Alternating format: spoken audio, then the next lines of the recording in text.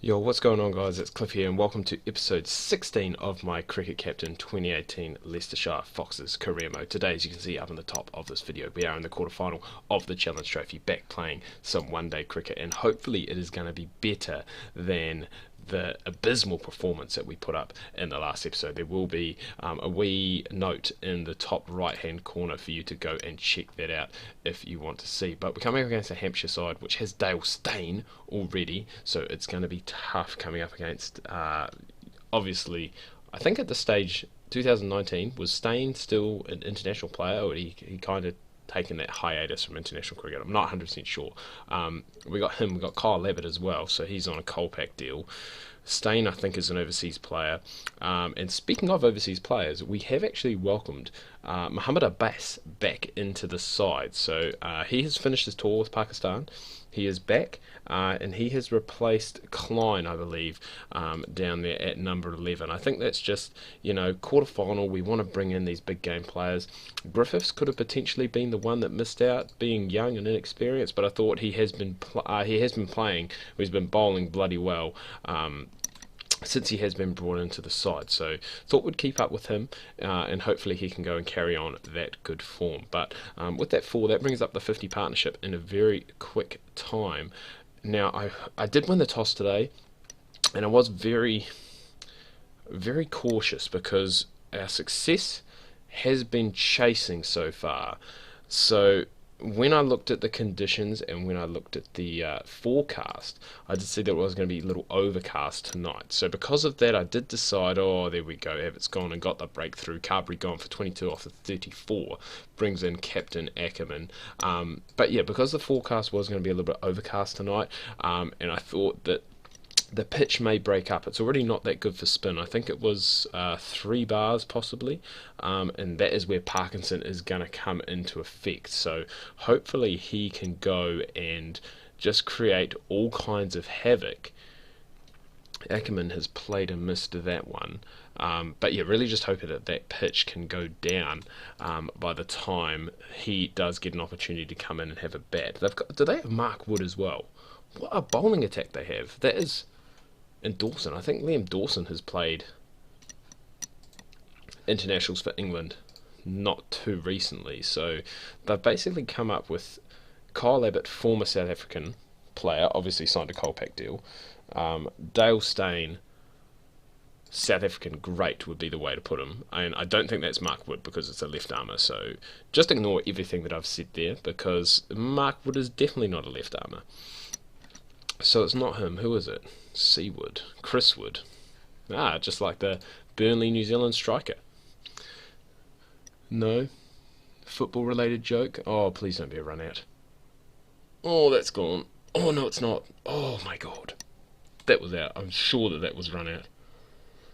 The umpire said not out. He hasn't even gone upstairs. I don't think they have the upstairs in this game, so we won't complain. Delport 50, Ackerman 21, which is what we like to see. And I'm going to keep this aggression that we have now, just because I don't really want to go and up it. I think at the moment we are in a pretty good situation where the run rate's good. The batters in are good, so we just want to continue keeping that going, building that partnership and attacking towards the back end of that tournament. I mean, both these guys, Ackerman striking at over 100, Delport very close to 100. We have seen him striking since his return at around that 120, 130 mark, and we can already see Dawson there, the left arm spinner, getting quite a bit of turn. So if he's getting turn at this stage, imagine what Parkinson is going to do in the second innings. It could be very, very exciting to see. So we will be looking forward to that there. At the moment, we're just enjoying seeing Delport putting on a bit of a masterclass with the bat as he moves to 72. Ackerman on 24 off of just 22. So still looks a very good batting pitch as Delport, I believe, hits the first maximum of the day. So we will take that. And hopefully he can go on and kick on and get us a very big score here. He's moved on to 85. Which is very nice. That was the first maximum of the day, so we will take that. And heading towards the halfway point, only being 1 wicket down and having 150 on the board, we are set up for a fairly decent total here, it must be said. Just short of 150 actually, 149. And they have brought in now this 5th bowling option, which is Holland. Speaking of fifth bowling options, I was tempted to not play Mark Cosgrove here. Not that really he is a bowling option, but I did use him in that last first class game, just with his medium paces. And with the overcast conditions, we have seen how good Dexter has been with that ball and getting it to swing. Potentially Cosgrove could do that for us as well. So that is a mammoth hit by Delport, 6 for him, and this is an all-time record partnership. Delport has actually now gone past that 100 mark for the first time this season, so that is what we like to see. And these new bowlers have been pumped, and because of that they have gone and brought back Kyle Abbott, the only wicket taker so far, and he's been driven down the ground as well for 4. So if we can play out, I think if we can get rid of both Abbott and Steyn, the other guys look like they are very targetable with the ball in hand. So hopefully we can keep that up. This one here has been nudged away. I think that's going to be 50 for Ackerman. So after a below par return to the county championship, he has backed it up with a 50 in the one-day game. And there we go, Delport getting out just when we didn't really want him to, because things were looking so good.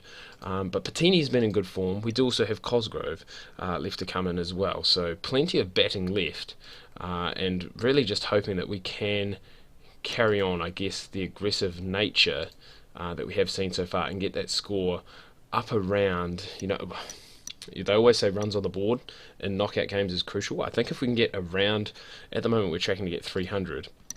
I think if we can get around that, then we will be in a fairly decent position as that one there, a little edge down to fine leg. We won't complain too much about that, and now a little edge past the keeper, so edges galore at the moment, which is not what we want. We want these balls heading to the boundary, and there goes Patini, so he's gone. Does bring in that man we were talking about, Cosgrove, and spin. I was going to say there must be a lot of 5 overs left of spin, which is tasty. Kyle Abbott finished. Dale Steyn is bowling his last over now, so we want to make sure that we don't really lose any wickets to him, which is what we've done. And that does bring in, as I said, these lesser guys. So hopefully these are the guys that we can go and target. And Cosgrove's poor form with the bat, just continuing on there with another low score. Potentially we could see him drop out shortly. But I really don't, this is the issue that I have. I really don't want, now, after all this hard work that's been done, all that hard work in that, I was going to say, second wicket partnership between both Delport and Ackerman to go to waste. Really don't want that to happen. Really want to kick on and get that score towards that 300. Ackerman is still in.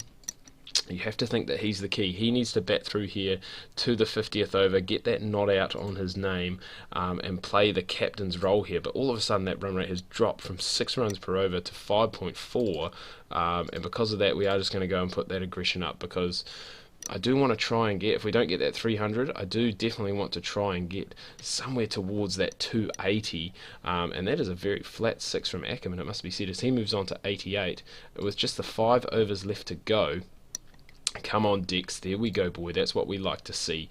Boundaries from you and another one, so 2 6s in the over, and this is, as I said, this is what we need. We need to really get that run rate moving, get that score up towards that 280, 290, even 300 if we can, with the remaining overs that are left. We've seen that Dexter can hit a long ball. He hit 2 big 6s in that last over.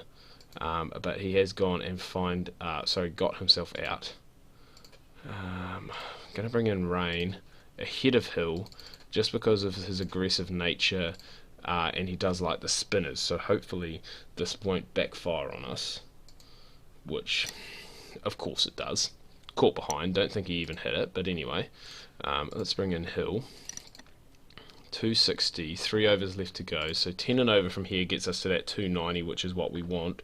And in is the wicketkeeper batsman Hill. Got Hill and Eckersley, like both of them I can use, both of them are very decent wicketkeeper batsmen, and it just really depends on the situation. I'm going to go all out for Ackerman because I would love him. I'd love to see him get his 100 here.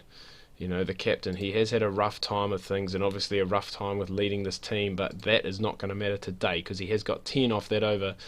Make that 16, and he is racing He's raced past 100 to be fair. He is racing his team up towards, what an over, 114 off 115 now. He is racing his team up towards that 300 mark, which is what we wanted to see. And what can he do off this last over here from Ackerman with another 6? 300 is now up. And as we said, there we go, he's out. So 120, but 6 sixes in that knock. And now in comes Parkinson. It'll be good for Parkinson to see here, obviously a spinner himself, to see what the wicket is doing. But he's not going to get much of a chance to do that there, as he has gone and got himself out very first ball. And we do get a 2 and a 1, so avoid the hat-trick. And then Hill pumps it down the ground. So 16 off 5, very good knock there from the wicketkeeper bat. And 311 is the total that is going to be required to get the job done here for Hampshire. We win this, we make it into the semi-final. They do have a very strong batting lineup, it must be said. So early wickets are going to be key. And this is not what we want in that first over, 14 coming off it. But yeah, obviously Vince, Riley Rousseau, Jimmy Adams, Dawson, who's actually up here. Okay. So yeah, we can do this. We can do this. I do need to change the batting highlights though. Otherwise we are going to be here all day. Oh, Mohamed Abbas has put it down. He has put it down. Let's go low. So chances and wickets just for the bowling. As I said, it just moves things along. Kind of wish I watched this over now, because Riley Rousseau has started off with an absolute hiss and a roar. And Rain has gone for 35 off his first 2 overs. And as I said, that's not what we wanted, especially when we had such a big score on the board.